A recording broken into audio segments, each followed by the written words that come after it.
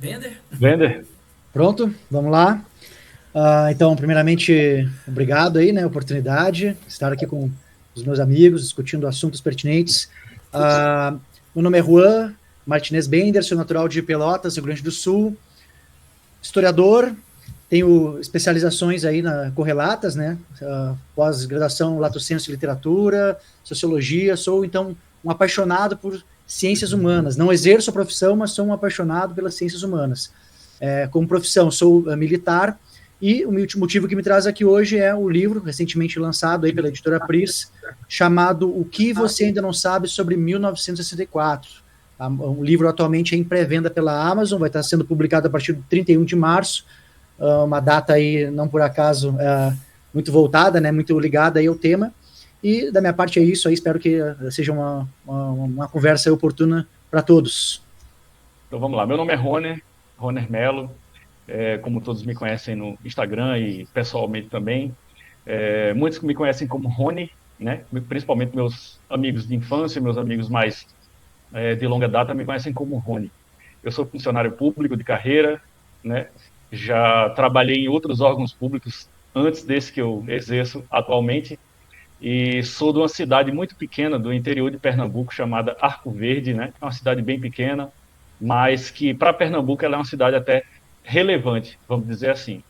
E ao decorrer dessa conversa eu vou explicando melhor como foi que se deu essa minha a origem desse livro, né?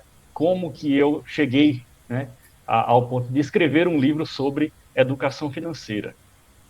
Então, partindo exatamente desse ponto, né, já apresentando vocês como escritores, uma coisa que vai sempre gerar curiosidade é como foi a relação de vocês com a leitura. Era algo que era incentivado dentro de casa ou foi interesse próprio, né, que foi sendo desenvolvido ao longo da vida de vocês? Bender? Ótima pergunta. Claro que no processo, né, de escrita do livro, acho que o Roner também deve ter passado por isso, a gente começa justamente a refletir sobre essas questões, né? Onde que começa a minha relação com a leitura? Então, foi justamente refletindo sobre isso no processo de leitura que eu me dei conta que a minha avó me influenciou, né, talvez inconscientemente, mas eu tenho a lembrança de vê-la antes de dormir sempre, sempre, sem exceção nenhuma, não importa o quão desgastante fosse o dia, ela tinha um livro com ela antes de dormir. Então, foi a primeira referência que eu tenho em relação à leitura, né, muito pequeno, talvez 7, 6 anos, e eu via ela lendo antes de dormir. Depois, comecei a receber minhas primeiras mesadas, comecei a comprar mangá do Dragon Ball, o meu grupo de amigos na infância, nós jogávamos RPG, então para jogar RPG tínhamos que ler as regras, os diversos manuais, assinávamos a revista Dragão Brasil. Então, assim, posso dizer que a inserção da leitura na minha vida, ela foi, assim, de uma forma bem divertida, nada daquela literatura imposta da escola. Eu sou hoje pós-graduado em literatura, sou um apaixonado por literatura brasileira, mas não foi a escola, infelizmente, que me fez me apaixonar por literatura, por Machado de Assis. Então a leitura ela começa dessa forma, de uma forma saudável, né? Era RPG, depois Harry Potter, toda a coleção do Harry Potter, Senhor dos Anéis, e chegamos aqui. Legal, né?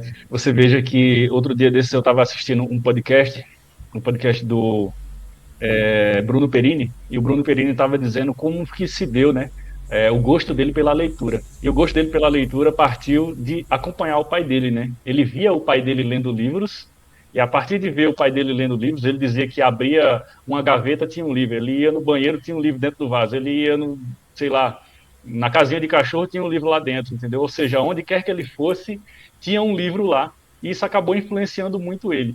Aí você pega o exemplo do Bender, é exatamente na mesma pegada, né? É acompanhando alguém que lê livros e acaba lendo por influência. No meu caso foi totalmente diferente, né? Eu costumo dizer lá em casa, né, para minha esposa, eu sou casado, que você acaba tendo influência ou DNA. No meu caso, eu tenho um DNA muito forte com relação aos estudos, né? A leitura e estudos em geral. Eu fui criado por uma senhora, né, que era a minha tia-avó, né? É uma história muito longa que não cabe aqui, mas essa minha tia-avó estudou só até a segunda série, ela tem origem muito humilde, origem de interior, de sítio, essas coisas e tal, e ela nunca gostou, o valor que ela dava era ao trabalho e não aos estudos, né? Tudo que ela conquistou na vida foi através de trabalho. E minha mãe não, a minha mãe de origem, né? ela sempre foi uma mulher muito estudiosa. E o meu pai também sempre foi muito estudioso, né? Eu sou bastardo, meu pai não me assumiu, mas eu sei quem ele é e ele chegou muito longe através dos estudos.